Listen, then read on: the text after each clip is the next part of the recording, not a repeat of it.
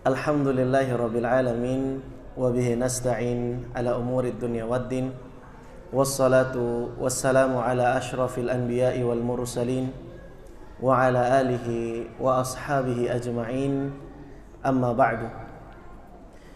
Jamaah sekalian yang mencintai Allah dan semoga pula dicintai oleh Allah Subhanahu wa taala, alhamdulillah kita bersyukur kepada Allah Subhanahu wa taala atas berbagai kenikmatan yang telah Allah Subhanahu wa taala karuniakan, karena di kesempatan malam hari yang berbahagia ini kita bisa berjumpa di masjid yang Allah berkahi ini, dan kita berdoa kepada Allah Subhanahu wa taala semoga majelis kita di kesempatan malam ini diberkahi oleh Allah Subhanahu wa taala. Kami memohon maaf karena qadarullah tadi sempat tersesat. Qadarullah wa ma syafa'al. Tadi sempat masuk-masuk ke pematang sawah tadi Pak ya. Masya Allah. Dan jadi menikmati keindahan Lamongan ini Pak ya. Masya Allah. Baik, walakin fihi khair, akan tetapi setiap kejadian itu ada kebaikan di dalamnya. Dan alhamdulillah, meskipun sempat lama di dalam perjalanan, terbayarkan semuanya dengan melihat wajah Bapak Ibu sekalian, yang semoga Allah Subhanahu wa taala kumpulkan kita semua di dalam majelis yang penuh dengan keberkahan. Dan kita berdoa kepada Allah semoga kita bisa mendapatkan faidah dan manfaat dari kajian kita di kesempatan malam hari ini. Izinkanlah kami Bapak Ibu, anak dari Bapak Ibu sekalian, adik dari mas-mas dan mbak-mbak sekalian, untuk berbagi faidah tentang bagaimana seni mendapatkan hati anak. Dan saya yakin sudah banyak yang hadir di sini sebagai orang tua yang sudah makan asam garam, tapi setidaknya semoga nanti bisa ada hal-hal menarik yang bisa kita jadikan pelajaran dan bisa kita amalkan di dalam mengasuh dan mendidik anak-anak kita. Bapak Ibu sekalian, jamaah yang dirahmati oleh Allah Subhanahu wa taala, kita membahas sebuah tema yang sangat penting, yaitu seni mendapatkan hati anak. Ini adalah tema yang sekiranya sangat bermanfaat buat para orang tua, para calon orang tua, ataupun segenap para pendidik, anak-anak di sekolah ataupun anak-anak di TPA. Karena bagi sesiapa yang sudah bisa mendapatkan hati anak, maka dia akan mudah untuk mendidik anak-anaknya insyaallah ta'ala. Karena di antara kaidah supaya nasihat dan pengajaran kita bisa, antara kaidahnya adalah kita menyentuh hati anak kita terlebih dahulu. Apa dalilnya?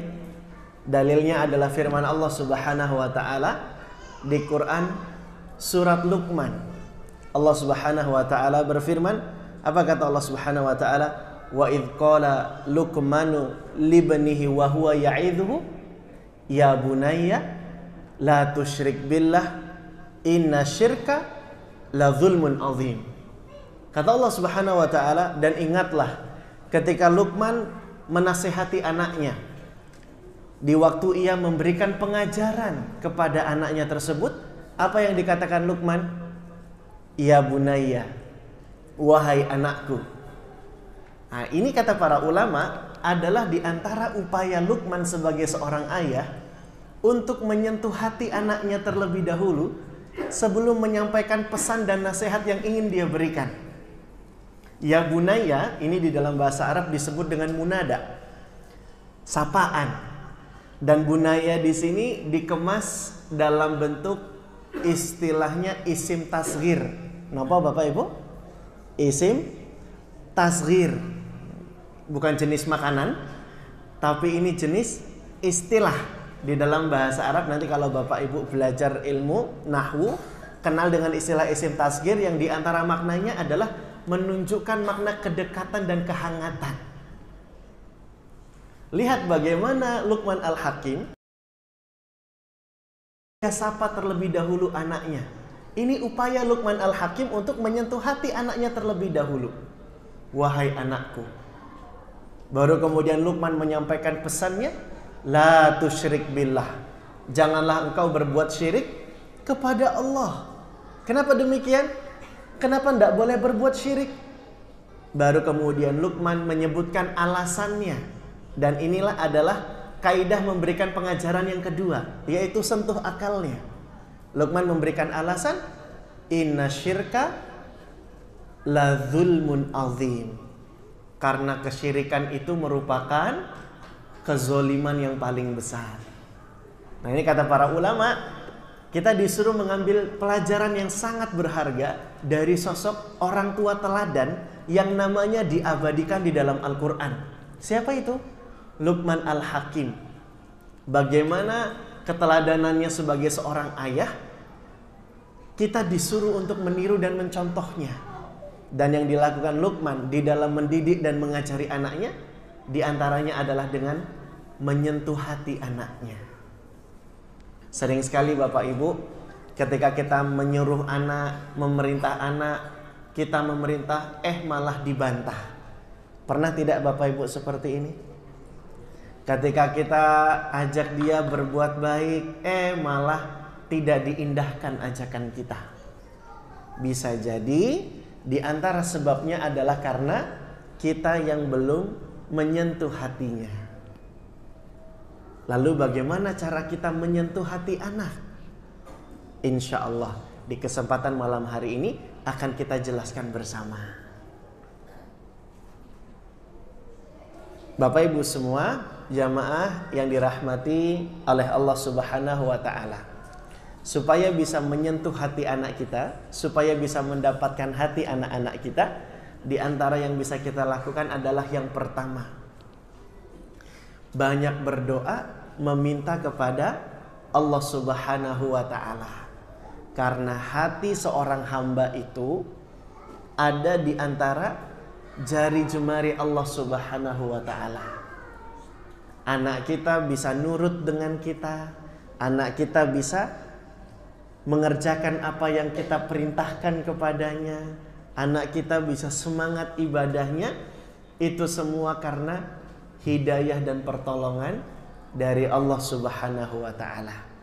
Ibnul Qayyim rahimahullah mengatakan, inna taufiqa biyadillah laisa biyadil abdi.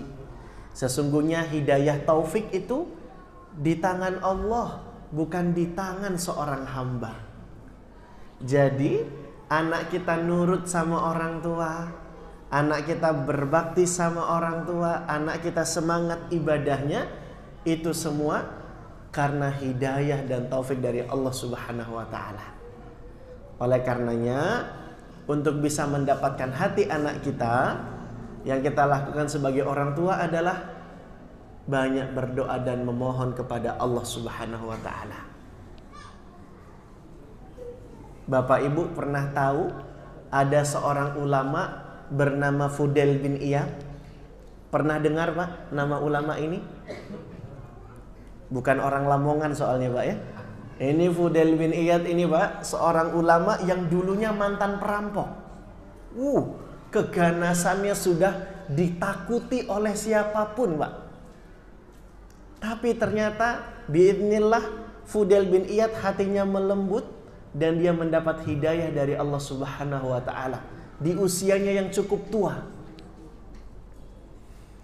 Lantas Fudail bin Iyad tidak merasa putus asa untuk memperbaiki anaknya yang sudah terlanjur besar.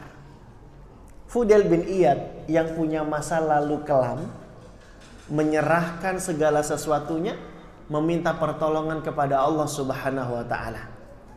Bapak Ibu tahu apa yang diucapkan oleh Fudail bin Iyad di dalam doanya? Doanya bagus sekali Pak. Begini doanya Fudail bin Iyad. Allahumma inni ijtahadtu an uaddiba aliyan falam aqdir ala ta'dibihi fa'addibhu li. Kata Fudail bin Iyad di dalam doanya, ya Allah, aku sudah bersungguh-sungguh di dalam mendidik anakku yang namanya Ali. Maka ya Allah, didiklah dia untukku karena aku sudah tidak mampu dan tidak kuasa untuk mendidiknya. Lihat Bapak Ibu sekalian, bagaimana Fudail bin Iyad pasrah kepada Allah setelah berikhtiar, berupaya, kemudian dia minta tolong kepada Allah agar memudahkan. Ali kemudian tumbuh menjadi pemuda yang taat Bapak Ibu sekalian. Bahkan dia menjadi seorang pemuda yang sangat lembut hatinya. Ali bin Fudail bin Iyad itu adalah seorang pemuda yang tidak bisa sedikit saja mendengar ayat-ayat yang berbicara tentang surga dan neraka. Pasti kalau dia mendengar ayat-ayat tentang surga dan neraka, maka kemudian berderailah air matanya. Bahkan suatu kali Bapak Ibu, Fudail bin Iyad sedang jadi imam. Lalu kemudian kalau dia jadi imam itu biasanya dia lihat-lihat ada nggak anaknya. Kalau ada, dia cari ayat-ayat yang mau dibaca di dalam sholat yang tidak ada kaitannya dengan surga dan neraka. Qadarullah waktu itu ada anaknya yang ikut sholat. Dan waktu itu Fudail bin Iyad baca surat Az-Zumar sampai di firman Allah di dalam ayat wa badalahum minallahi ma lam yakunu yahtasibun. Dan jelaslah bagi mereka azab dari Allah yang belum pernah mereka perkirakan. Dengar ayat ini, tiba-tiba di barisan jamaah ada yang menangis dengan keras. Seusai sholat dilihat dari mana sumber suara tangisan itu. Ternyata dari Ali, anaknya Fudail bin Iyad, yang sudah ditemukan dalam keadaan tidak sadarkan diri dan dibangunkan ternyata dia sudah meninggal dunia. Disebutkan Ali bin Fudail bin Iyad sebagai qatilul Quran, orang yang terbunuh karena mendengarkan ayat Al-Quran. Selembut ini hatinya Bapak Ibu sekalian. Lantaran karena apa? Buah dari doa sang ayah di dalam pendidikan anak-anaknya. Sampai-sampai ada seorang ulama ya bernama Sufyan bin Uyainah rahimahullah, dia katakan ma ra'aitu ahadan akhwafu minallah minal Fudail wa banihi. Tidaklah aku pernah melihat seorang pun yang paling takut kepada Allah melebihi Fudail dan anaknya. Masya Allah. Bapak-bapak, ibu-ibu sekalian, untuk bisa mendidik anak, mendapatkan hati anak, supaya bisa mencetak anak dengan baik dan membuat mereka jadi soleh dan solehah, cara yang pertama adalah dengan apa Pak? Berdoa kepada Allah Subhanahu wa ta'ala. Cara yang kedua, untuk bisa mendapatkan hati anak adalah dengan memperbaiki hubungan kita dengan Allah Subhanahu wa ta'ala. Orang tua, para ayah bunda, kalau ingin hubungan dengan anaknya baik, maka perbaiki hubungannya dengan Allah Subhanahu wa ta'ala. Kenapa demikian? Karena hubungan kita dengan Allah itu sangat berpengaruh dengan bagaimana dampaknya hubungan kita dengan sesama manusia, termasuk anak-anak kita. Ada sebuah athar dari salah seorang ulama bernama Abdullah bin Aun, di mana beliau mengatakan, man aslahallahu ma bainahu wa bainan nas, man aslaha ma bainahu wa bainallah, aslahallahu ma bainahu wa bainan nas. Kata Abdullah bin Aun, man aslaha ma bainahu wa bainallah, siapa saja yang memperbaiki hubungannya dengan Allah, aslahallahu ma bainahu wa bainan nas, maka Allah akan perbaiki hubungannya dengan sesama manusia. Diulang ya Pak ya. Siapa saja yang memperbaiki hubungannya dengan Allah, maka Allah akan memperbaiki hubungannya dengan sesama manusia. Ini kata Abdullah bin Aun rahimahullah. Man aslaha ma bainahu wa bainallah, aslahallahu ma bainahu wa bainan nas. Jika ingin hubungan dengan anak baik, maka perbaiki hubungan kita dengan siapa, Pak? Dengan Allah Subhanahu wa taala. Termasuk jika ingin hubungan dengan istri baik, maka perbaiki hubungan kita dengan siapa, Pak? Dengan Allah. Karena salah seorang ulama pernah mengatakan, aku pernah berbuat satu dosa, lalu aku lihat pengaruh buruknya ada pada istriku dan kendaraanku. Bagaimana ternyata satu dosa itu berdampak ya, Pak ya.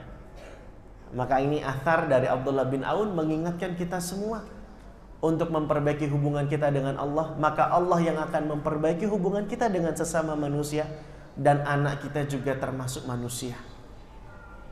Nah, ini cara yang keberapa, Pak? Kedua. Cara yang ketiga akan kita lanjutkan, tapi sudah azan Isya. Gimana ini, Pak? Pematerinya telat datang ya, Pak ya. Qadarullah nyasar tadi, Pak ya. Ini mengingatkan kita nggak boleh bersandar kepada Google Maps. Kita hanya boleh bersandar kepada Allah Subhanahu wa taala ya, Pak ya. Gimana ini, Pak? Kita lanjut sedikit atau mau azan Isya dulu? Azan dulu. Baik, kita tutup sejenak dan kita pending dulu ya, Bapak Ibu. Nanti insya Allah kita akan lanjutkan lagi. Masih belum? Lanjut saja.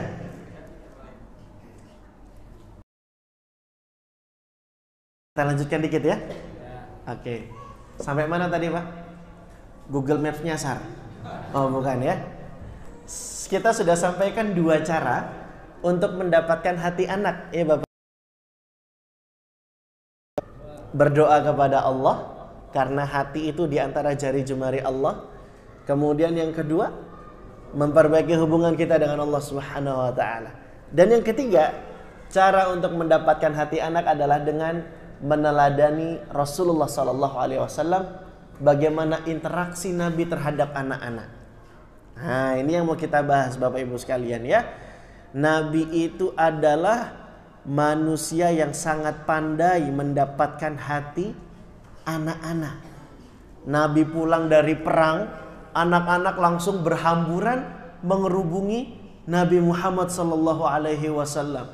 Anak-anak begitu cinta kepada Nabi sallallahu alaihi wasallam.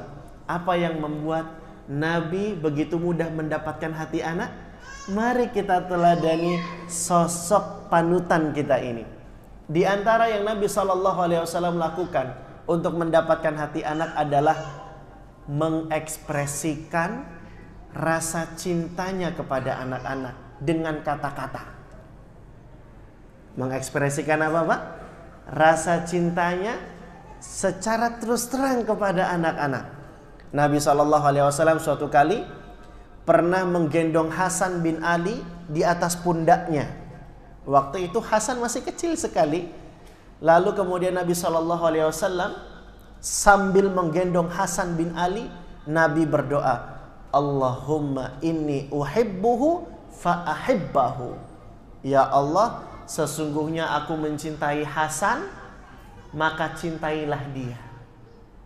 Nabi terang-terangan mengeraskan doanya, menunjukkan rasa cintanya kepada siapa, Bapak Ibu? Kepada Hasan, seorang anak kecil yang merupakan cucunya Rasulullah SAW. Begitu banyak para orang tua yang pasti cinta kepada anak-anaknya, tapi begitu banyak pula orang tua yang begitu ragu dan malu mengungkapkan rasa cintanya. Banyak orang tua, apalagi ayah, yang gengsi untuk mengucapkan, nak, ayah sayang banget sama kamu. Padahal Nabi SAW mengajarkan untuk tidak pernah ragu mengungkapkan rasa cinta kepada seorang anak. Bahkan Nabi ketika hendak mengajari hafalan doa kepada seorang sahabat bernama Mu'adz bin Jabal radhiyallahu anhu, apa kata Nabi SAW? Nabi awali dengan ekspresi rasa cinta. Waktu itu Nabi pengen ngajari Mu'adz bin Jabal sebuah doa yang disunahkan untuk dibaca di setiap akhir sholat, tepatnya sebelum salam. Apa bunyi doanya, Pak? Allahumma inni a'udzubika minal khubuthi wa, itu masuk WC, bukan yang itu Bapak Ibu. Allahumma a'inni ala dzikrika wa syukrika wa husni ibadatika. Mbok ngomong dari dulu Mas Erlan itu sudah hafal doanya. Cuma nggak tahu kalau itu doanya Nabi ajarkan kepada Mu'adz bin Jabal. Tapi ada yang menarik Bapak Ibu.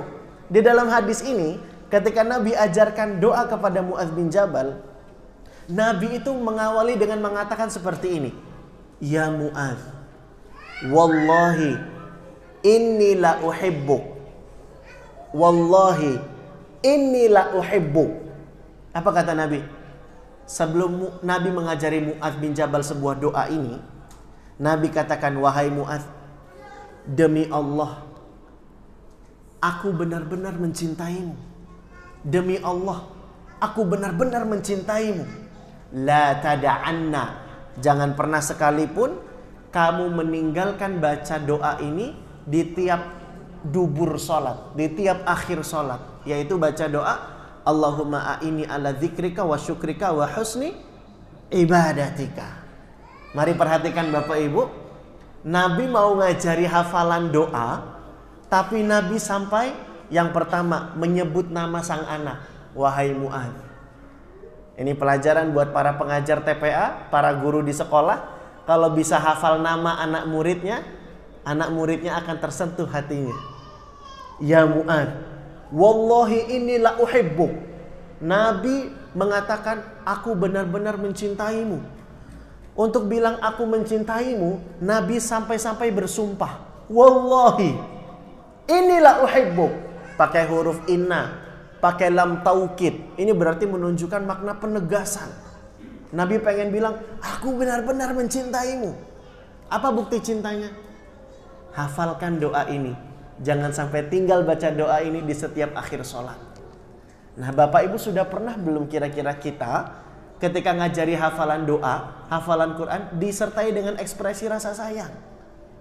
Nah, Bapak sayang banget sama kamu. Hafalin yuk zikir ini.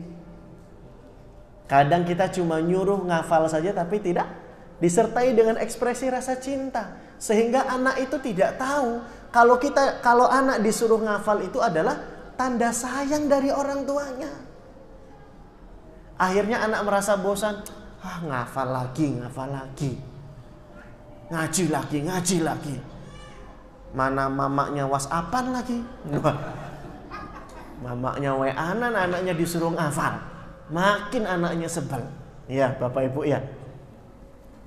Bapak Ibu semua dirahmati oleh Allah, ini Nabi ajari kita untuk mengungkapkan rasa sayang supaya anak tahu kalau kita perintahkan sesuatu itu tanda cinta dan sayang kita terhadap dirinya. Nabi ekspresikan rasa cintanya. Jadi nggak boleh malu, nggak boleh ragu untuk bilang sayang kepada anak. Abi sayang banget sama kamu nak. Masya Allah, Abi cinta banget sama kamu nak. Ayo nak, semangat nak belajarnya nak.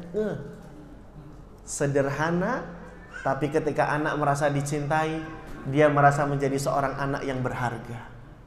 Ini baru satu cara Pak, teladan dari Nabi SAW. Dan masih banyak riwayat-riwayat yang lain yang menunjukkan bagaimana cara Nabi mendapatkan hati anak. Seperti apa cara-cara yang lainnya? Kita nantikan setelah pesan-pesan yang berikut ini Pak ya. Kita azan isya dulu insyaallah ta'ala. Silakan.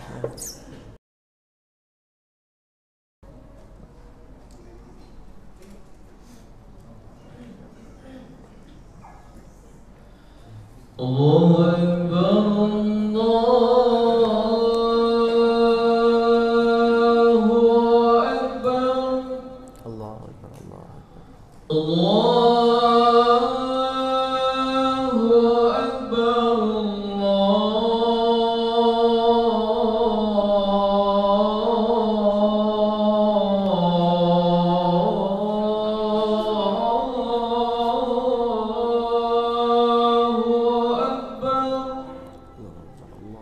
أشهد أن لا إله إلا الله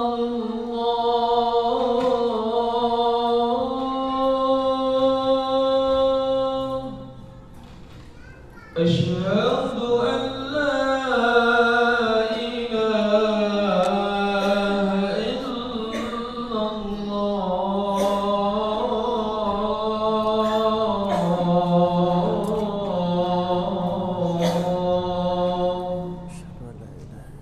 أشهد أن محمد رسول الله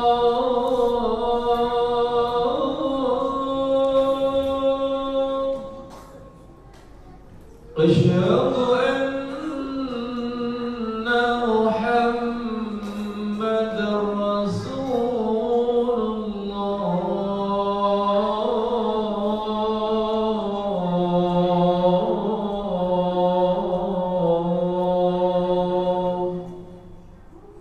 Jazakallah khair. حي على الصلاة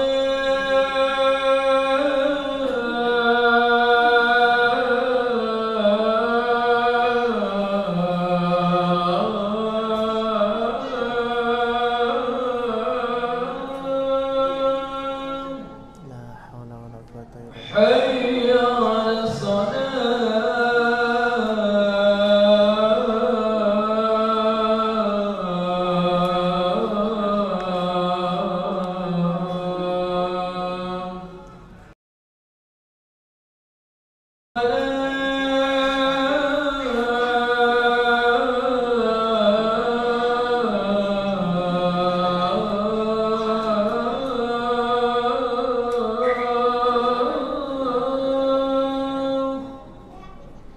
حي على الفلاح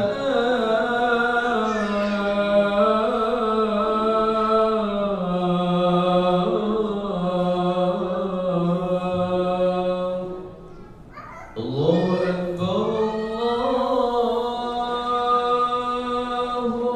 أكبر لا إله إلا الله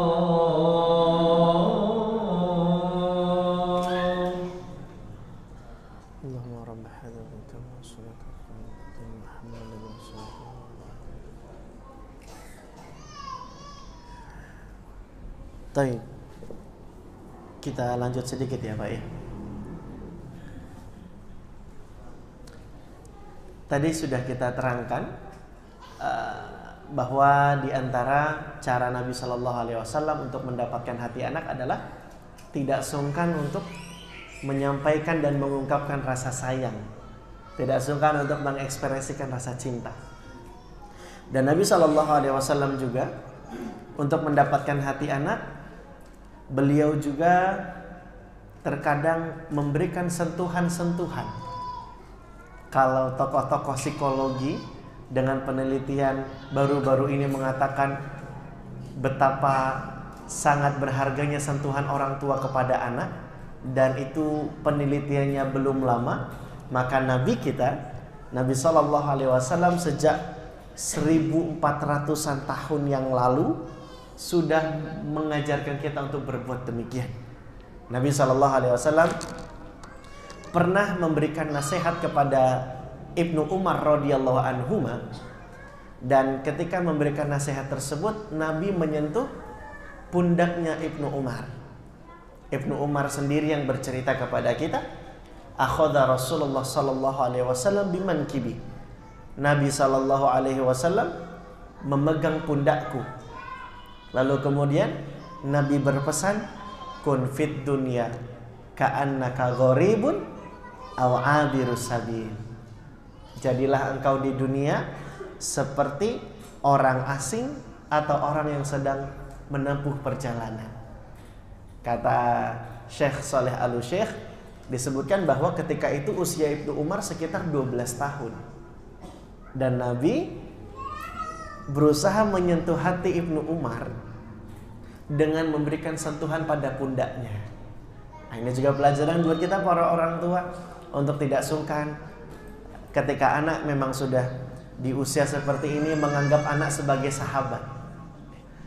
Ini usia-usia anak sudah menjelang diperlakukan sebagai sahabat, disentuh pundaknya, kemudian kalau masih kecil ya dibelai-belai atau diusap-usap kepalanya.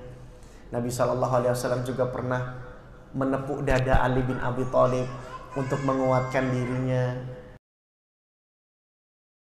dan lain hal sebagainya. mengajari kita untuk mendapatkan hati anak, menyentuh hati anak dengan memberikan sentuhan-sentuhan fisik. Lalu kemudian yang Nabi SAW juga ajarkan untuk mendapatkan hati anak adalah dengan mengapresiasi dan memberikan pujian kepada anak.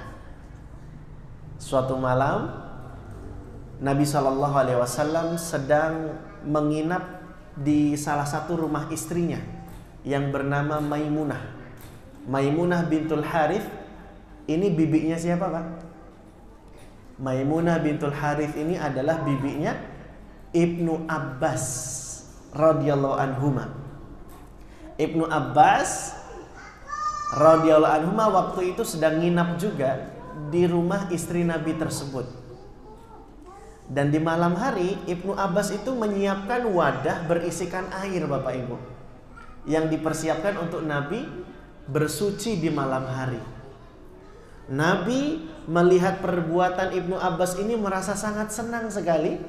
Maka kemudian Nabi memberi apresiasi, memberikan balasan berupa doa kepada Ibnu Abbas. Apa kata Nabi? Allahumma faqihu fiddin wa 'allimhu ta'wil. Ibnu Abbas mendapat apresiasi berupa doa. Anak kecil ini dengan inisiatifnya melayani Nabi, maka Nabi puji dia, apresiasi dia dengan doa. Allahumma faqihu fiddin wa 'allimhu ta'wil. Ya Allah, fahamkanlah ia dalam agama dan ajarilah ia ilmu tafsir.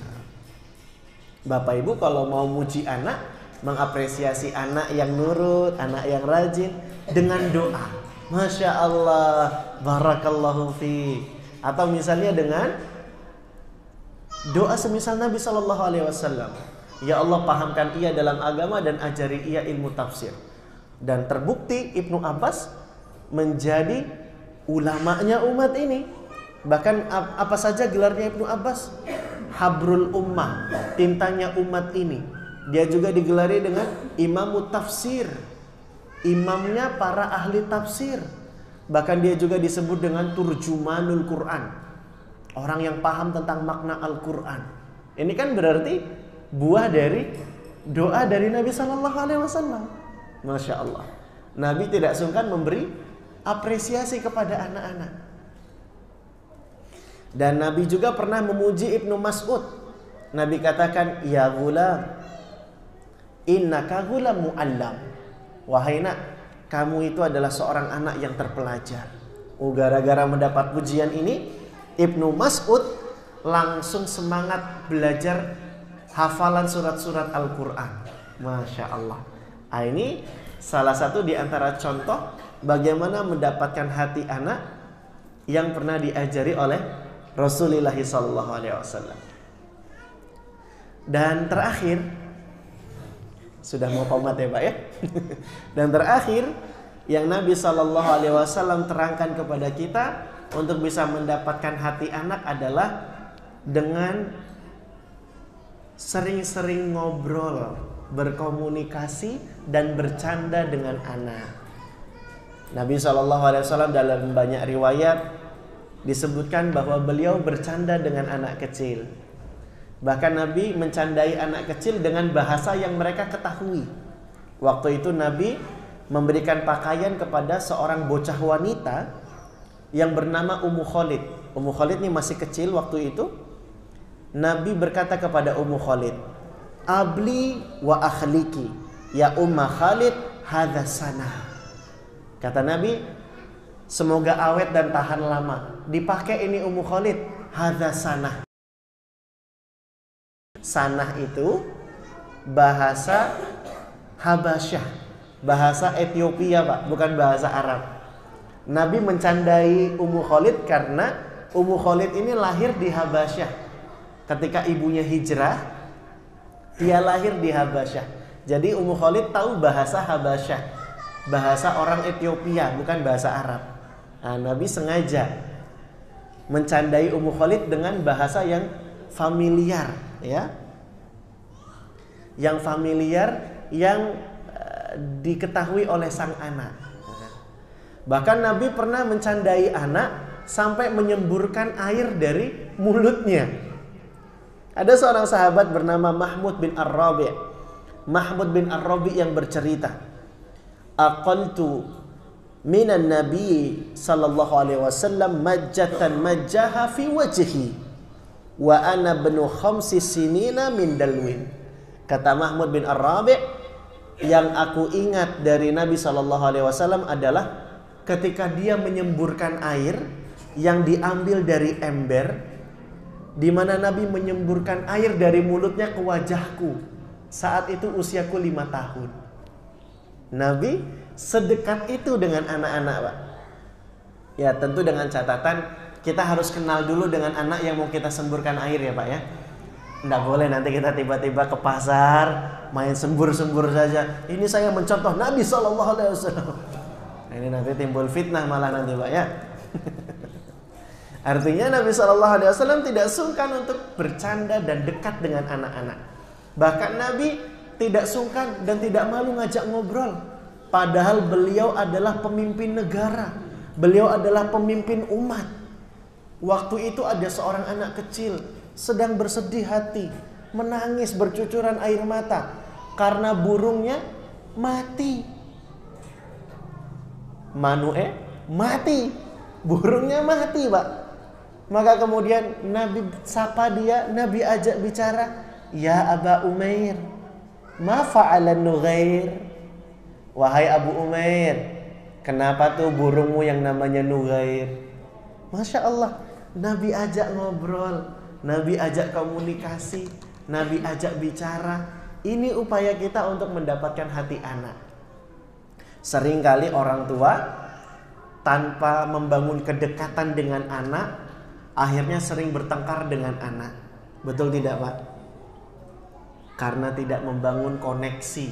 Makanya kaidahnya kalau orang Lamongan bilang connection before correction. Wah, apa itu? Membangun koneksi sebelum memberikan koreksi. Jadi supaya pesan koreksi kita mudah diterima anak, harus membangun koneksi atau keterhubungan. Artinya kita perlu membangun kedekatan terlebih dahulu kepada anak supaya nasihat kita jadi mudah diterima. Sebagaimana Nabi Ibrahim ya, Pak ya. Nabi Ibrahim kan sudah dapat wahyu lewat mimpinya. Tapi Nabi Ibrahim meskipun dia adalah Khalilur Rahman, kekasih Allah yang pasti taat kepada Allah, apakah Nabi Ibrahim langsung tiba-tiba ambil golok sembelih anaknya, Pak? Tidak. Nabi Ibrahim pasti akan menjalankan perintah Rabb-nya. Tapi Nabi Ibrahim mengawali dengan komunikasi dan ngobrol terlebih dahulu, diskusi. Apa kata Nabi Ibrahim? Ya bunayya, ini ara fil manam anni athbahuk fanzur madza tara. Wahai anakku, aku bermimpi semalam disuruh menyembelihmu. Coba terangkan apa pendapatmu. Diajak ngobrol dulu, Pak. Anaknya juga anak yang pintar. Anaknya bilang, ya abati if'al ma tu'mar satajiduni insyaallahu minas sabirin. Wahai ayahku, kerjakan apa yang Allah perintahkan kepadamu, niscaya engkau dapati aku termasuk orang yang bersabar. Udah ngobrol, udah diskusi, baru kemudian Nabi Ibrahim menjalankan perintah ilahi. Masya Allah. Pentingnya membangun kedekatan, ngobrol dengan anak agar kita bisa lebih menghargai anak. Anak pun merasa dihargai, kita mintai pendapatnya, dan dengan begitu hati anak-anak itu tertambat dengan kita. Inilah seni-seni yang diajarkan oleh Nabi SAW untuk bisa mendapatkan hati anak-anak kita. Dan terakhir, yang paling terakhir ini, Pak ya. Biasanya kalau sudah dengar yang paling terakhir nih jadi tambah semangat, Pak ya. Ini mau ditutup kajiannya soalnya. Yang paling terakhir, Nabi SAW juga mengajari kita untuk mendapatkan hati anak adalah dengan tidak sungkan menasehati anak. Soalnya banyak Pak orang-orang di zaman sekarang beralasan, namanya anak kecil, udah dibiarin. Namanya masih kecil, udah nggak usah dinasehatin, namanya anak kecil. Padahal Nabi SAW menunjukkan rasa cintanya dengan memberikan nasihat. Nasihat itu artinya apa Bapak Ibu? Ada yang tahu? Apa arti nasihat? Mengkehendaki baik. Masya Allah, barakallahu fiik. Kata para ulama, an-nasihatu hiya iradatul khair lil mansuhi. Nasihat itu artinya mengkehendaki kebaikan untuk orang yang dinasehati. Maka ketika orang tua memberikan nasihat kepada anak, itu tanda orang tua sayang kepada anaknya, karena orang tua pengen kebaikan buat anak-anaknya. Nabi SAW dalam banyak riwayat menasehati anak-anak.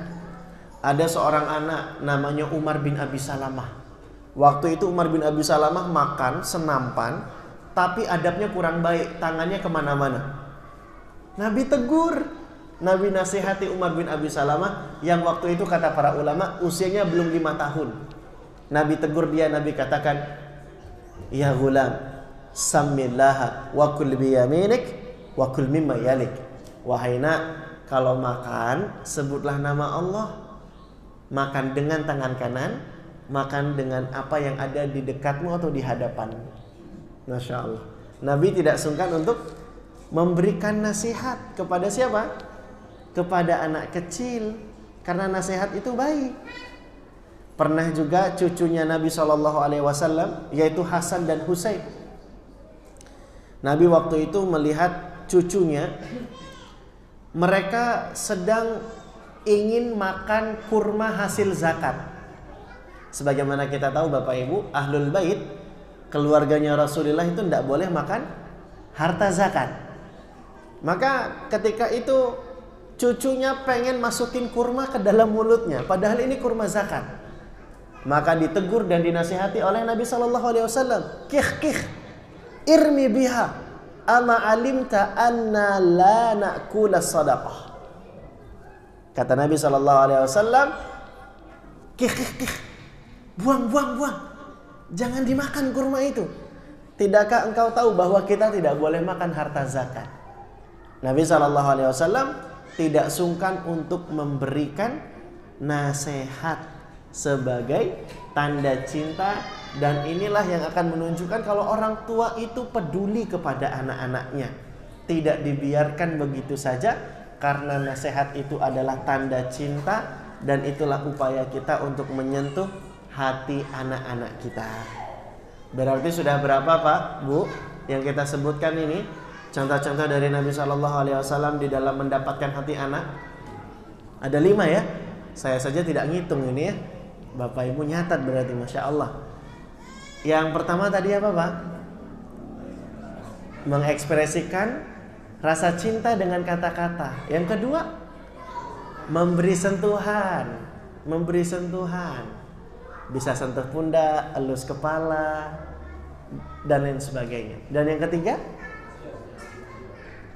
memberikan apresiasi atau pujian ya. Karena ini sangat baik. Boleh, karena ada contohnya dari para salafus soleh.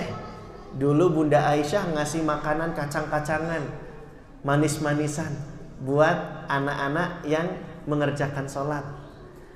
Dulu juga ada seorang ulama bernama Zubaid al-Ayyam. Dia seorang muadzin. Dia kasih kacang yang dibeli seharga 5 dirham untuk memberikan kepada anak-anak yang rajin sholat jamaah. Jadi boleh tidak kasih hadiah kepada anak? Jawabannya boleh, tapi ada kaidah-kaidahnya Bapak Ibu ya. Apa kaidahnya? Diatur intensitasnya.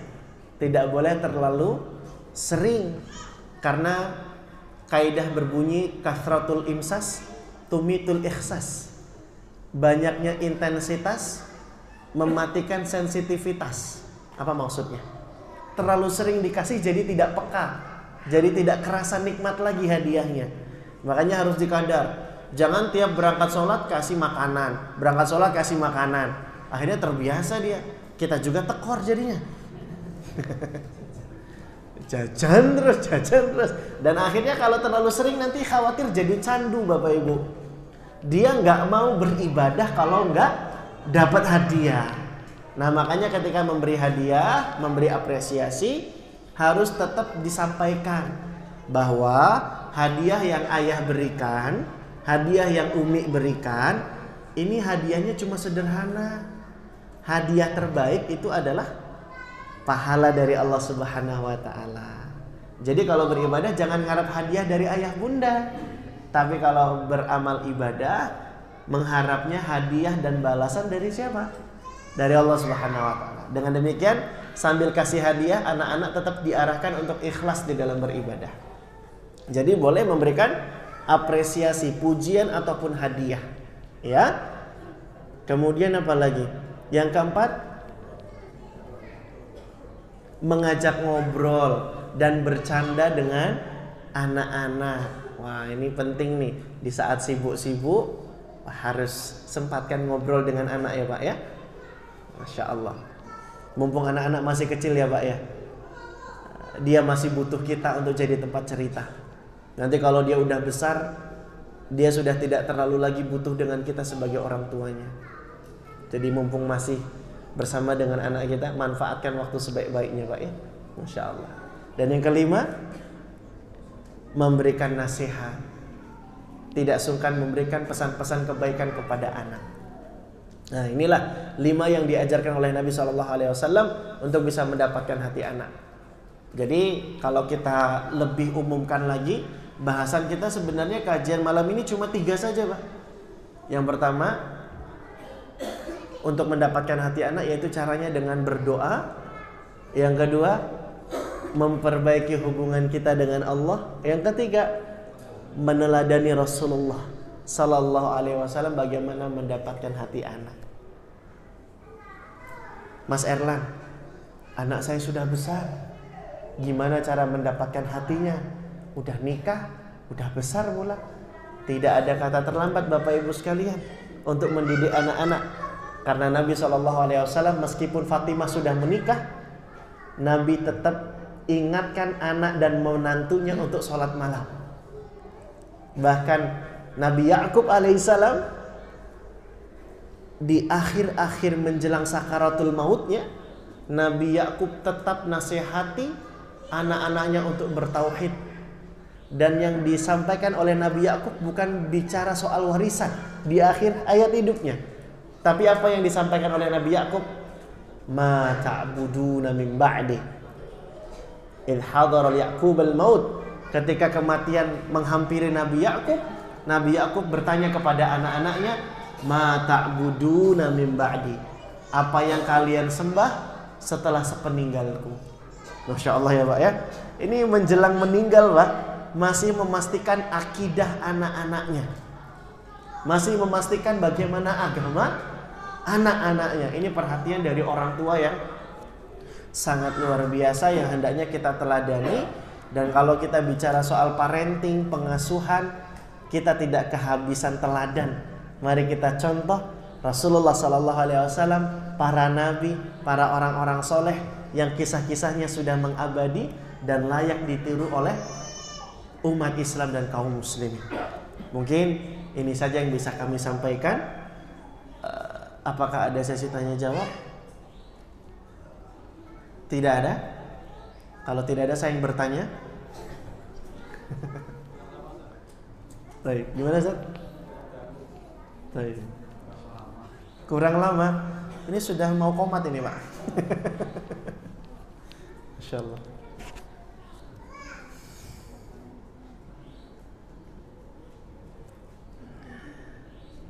Ada yang bertanya mungkin? Monggo Bapak Ibu, silakan Pak, monggo.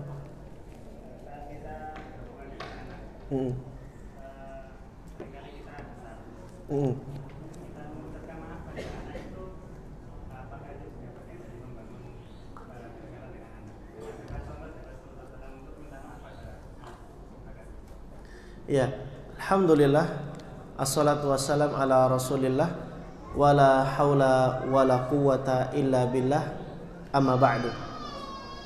Baik, Bapak Ibu sekalian, jamaah yang dirahmati oleh Allah Subhanahu wa taala.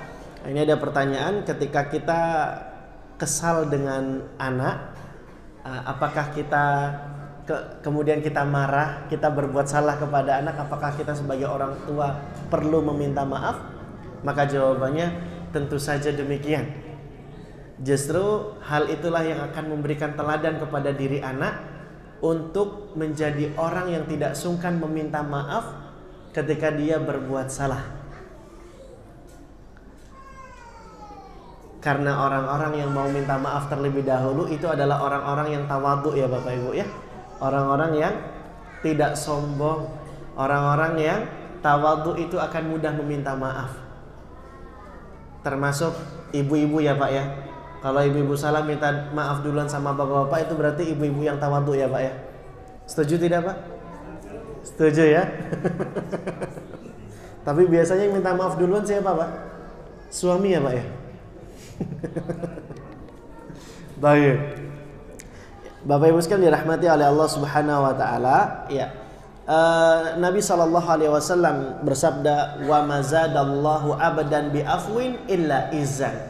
Tidaklah seseorang memberikan maaf melainkan Allah akan memberikan kemuliaan baginya dengan mengajarkan saling meminta maaf, saling memberi maaf. Maka ini akan memberikan keteladanan yang sangat berharga bagi diri anak. Sekarang itu Pak, kalau kita jumpai anak-anak milenial di zaman sekarang Pak, ada 3 kata yang paling berat mereka ucapkan. Apa itu Pak? Yang pertama maaf, yang kedua tolong, yang ketiga terima kasih. Dengan kita ini justru menjadi pelajaran yang sangat mahal dan berharga buat anak-anak kita. Oh, ternyata kalau salah jangan sungkan untuk minta maaf ya. Dan itu juga membuat anak jadi merasa lebih dihargai, perasaannya itu diakui. Kita sadar kalau kita salah, kita sadar kalau sudah berbuat salah, maka menetralisirnya adalah dengan minta maaf kepada anak-anak kita. Karena hal-hal yang buruk itu kan dihilangkan dengan cara apa Pak? Mendatangkan hal-hal baik setelahnya ya. Qul ja'al haqqu wa zahaqal batil innal batila kana zahuqa. Katakanlah kebaikan itu datang, kebatilan itu hilang. Kalau pengen kebatilan itu hilang, kebaikannya dulu didatangkan. Ja'al haqqu wa zahaqal batil. Kan gitu. Jadi kalau kita pernah berbuat buruk, datangkanlah banyak-banyak perbuatan baik. Itba'u sayyi'atil hasanah. Ikutilah, iringilah keburukan dengan kebaikan, karena kebaikan akan menghapuskan keburukan-keburukan. Jadi jangan sungkan justru menjadi orang tua yang mau minta maaf kepada anak. Tidak akan mengurangi kemuliaan orang tua sedikit pun. Justru malah mengajarkan ketawaduan, dan Allah akan memuliakan orang-orang yang mau minta maaf dan mau memberi maaf. Masya Allah, ini teladan yang sangat mahal justru Pak ya. Nah, ini teladan itu adalah pengajaran dan pelajaran yang tidak terucap namun tertancap kuat. Nah, itu teladan itu Pak ya. Teladan adalah pelajaran yang tidak terucap tapi tertancap kuat. Orang tua ngajari untuk minta maaf, maka kemudian anak nanti tidak sungkan untuk minta maaf kepada orang tua. Begitu banyak Pak ya konflik dan perseteruan antara orang tua dengan anak, tapi cuma sekedar diam-diaman dan dibiarkan berlalu begitu saja. Akhirnya justru malah terakumulasi, numpuk hingga kemudian anak memberikan perlawanan kepada orang tuanya. Na'udzubillah, tsumma na'udzubillah.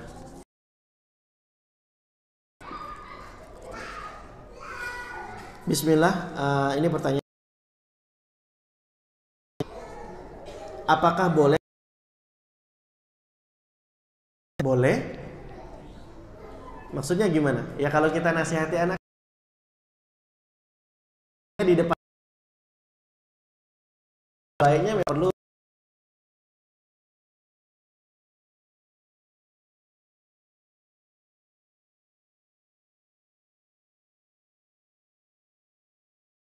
salam. sedang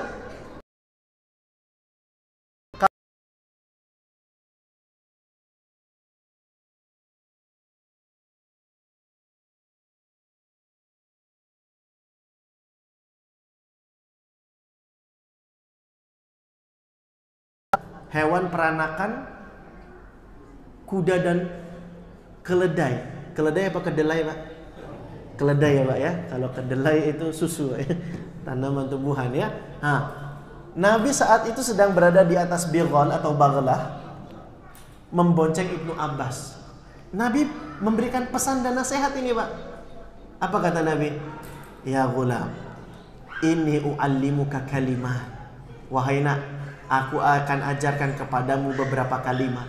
Ihfadillah yahfadka. Jagalah Allah maka Allah akan menjagamu. Ihfadillah tajidhu tujahak.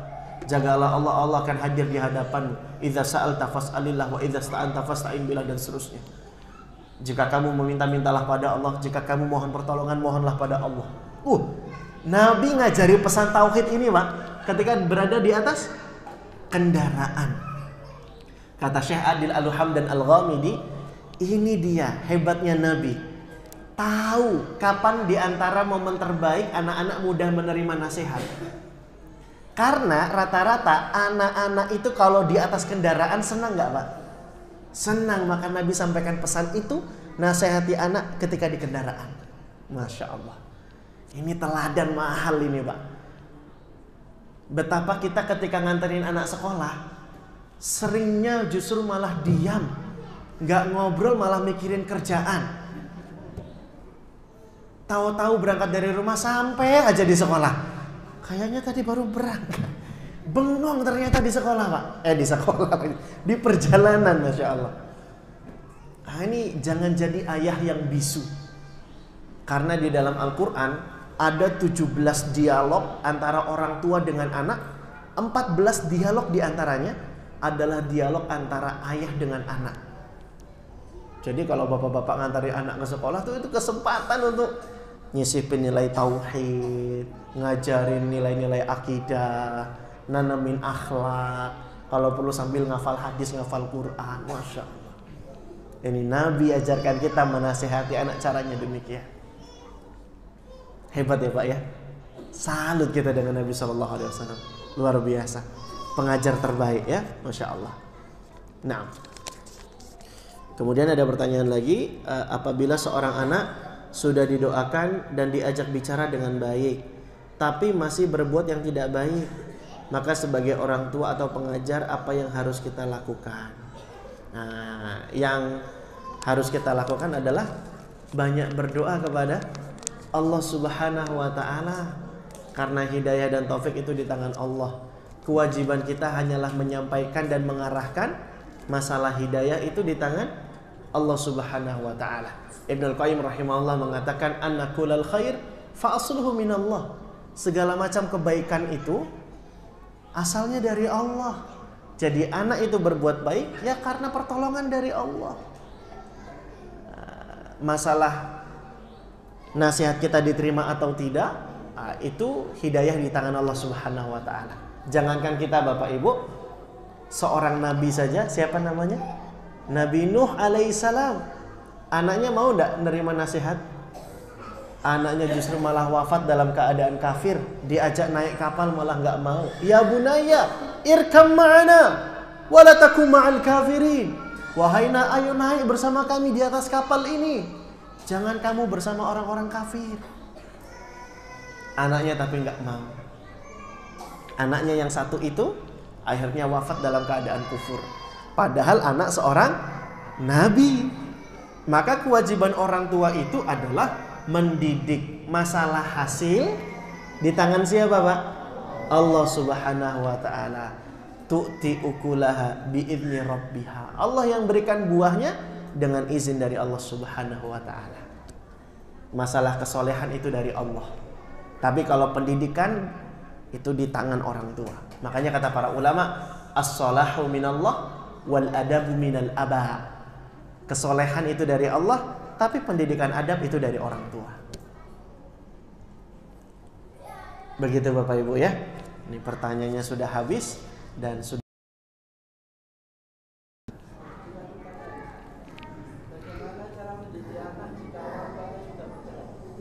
bagaimana?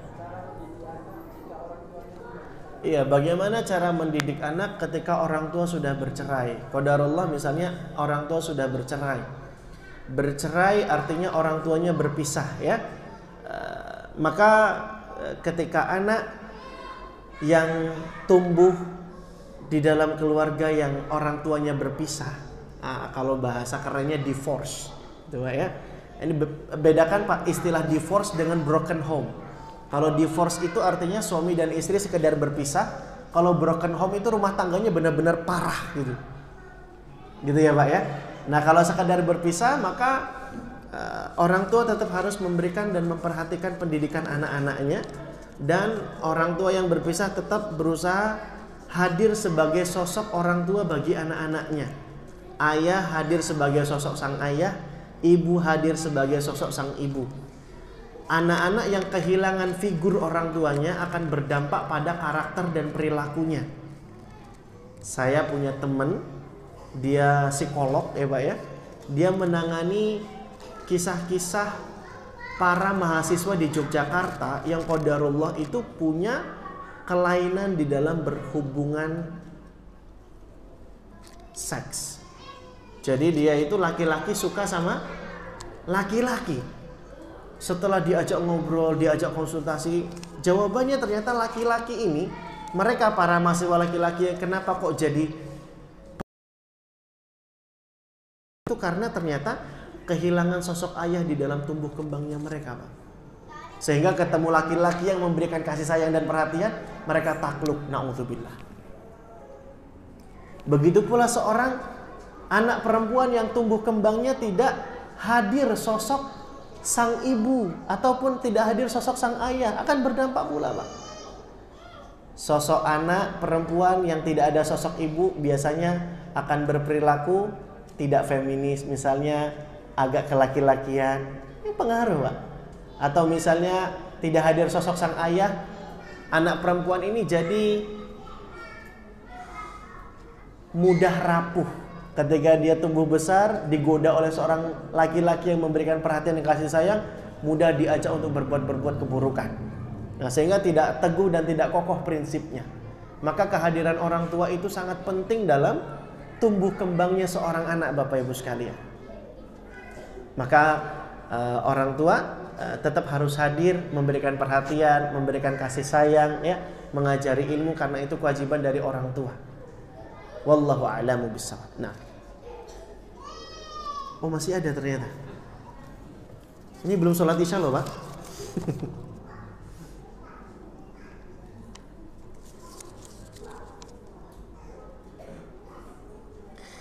Ya, afwan, sejak usia berapa cara-cara yang disebutkan bisa diterapkan kepada anak? Cara-cara yang mana ini? Yang Nabi SAW contohkan tadi ya. Ya, memang kaidah dari para ulama pakar tarbiyah menyebutkan bahwa perlakukan anak sesuai dengan fase usianya. Ini kaidah di dalam mendidik, Pak. Ada kaidah yang sangat masyhur disebutkan bahwa la'ibhu sab'an wa adibhu sab'an wa sahibhu sab'an. Jadi kaidah dalam mendidik anak itu pada 7 tahun pertama bermainlah bersama mereka. Pada 7 tahun berikutnya didiklah mereka. Pada 7 tahun berikutnya jadikanlah mereka sebagai sahabat. Nah, ini kaidah dengan 3 fase usia Pak ya. 0 sampai 7 tahun bermain bersama mereka, memberikan kasih sayang pada mereka.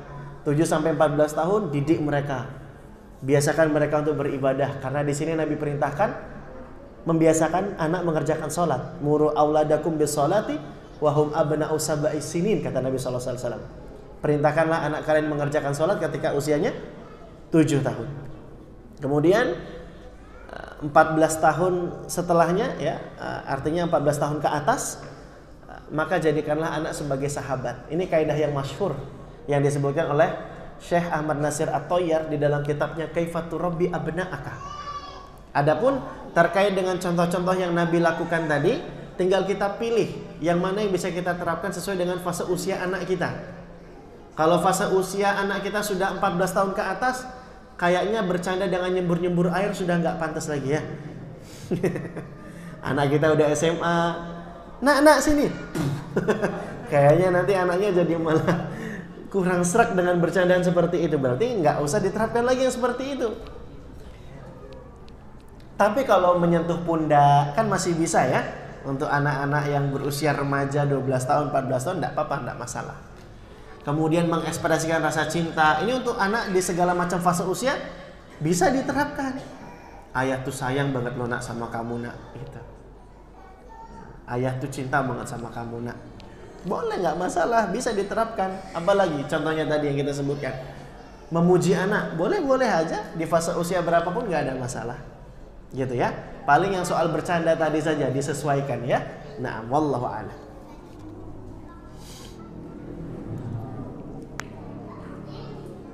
Taib. Ustadz, apakah ada perbedaan khusus atau perlakuan dalam mendidik anak laki-laki dan perempuan? Ya. Intinya kaidah-kaidah umumnya sudah kita sebutkan ya, pentingnya membersamai anak, kemudian mendidik anak, menasehati anak gitu ya, kemudian banyak berdoa kepada Allah, perbaiki hubungan kita dengan Allah. Inti-inti kaidah umumnya sama. Hanya saja nanti mungkin ada beberapa sentuhan-sentuhan yang berbeda ketika kita mengajari tentang tarbiyatul jinsiyah, pendidikan seksual. Misalnya kita ajari kalau kelamin perempuan itu pakai jilbab, ini tentu berbeda ya. Kemudian kita ajari bahwa setelah usia 10 tahun ke atas tempat tidur harus dipisah. Paling hanya sekedar itu saja. Adapun yang lainnya kurang lebih sama. Nah,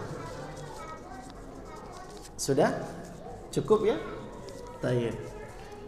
Demikianlah Bapak Ibu sekalian, jamaah semua dirahmati oleh Allah Subhanahu wa taala, kajian kita di kesempatan malam hari ini di Masjid Ar-Raihan. Semoga Allah Subhanahu wa taala berikan faedah dan ilmu yang bermanfaat kepada kita semua. Semoga kita bisa menjadi orang tua yang baik buat anak-anak kita. Belum ada kata terlambat untuk memperbaiki yang ada, dan semoga anak-anak kita menjadi anak yang soleh dan solehah. Subhanakallahumma wa bihamdika asyhadu alla ilaha illa anta astaghfiruka wa atubu ilaik. Wassallallahu ala nabiyyina wa ala alihi wa ashabihi ajma'in. Akhiru da'wana anil hamdulillahi rabbil alamin. Tsumma assalamu alaikum warahmatullahi wabarakatuh.